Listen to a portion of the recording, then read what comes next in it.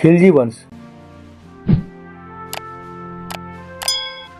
खिलजी वंश ने दिल्ली सल्तनत पर 30 साल तक शासन किया और इसके पहले शासक जलालुद्दीन खिलजी थे। जलालुद्दीन खिलजी ने 70 साल की उम्र में दिल्ली का तख्त संभाला और इसका शासनकाल काफी हद तक शांतिपूर्ण रहा और 1296 में इसके भतीजे अलाउद्दीन खिलजी ने इसकी हत्या कर दी और खुद गद्दी पर बैठ गया। अलाउद्दीन खिलजी को दिल्ली सल्तनत के सबसे प्रभावशाली शासक में से एक माना जाता है।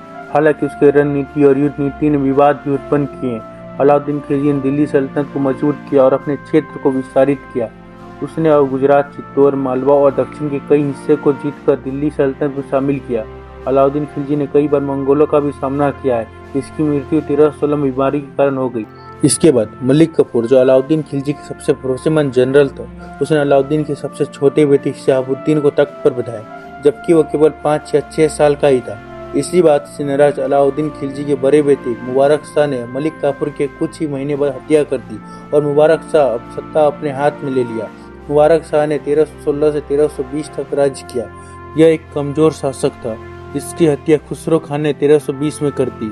खुसरो खान भी ज्यादा समय तक शासन नहीं कर पाया। इसकी हत्या गियासुद्दीन तुगलक ने 1320 में कर दी और इसकी हत्या के बाद खिलजी वंश का अंत हो गया और तुगलक वंश का राज शुरू हुआ।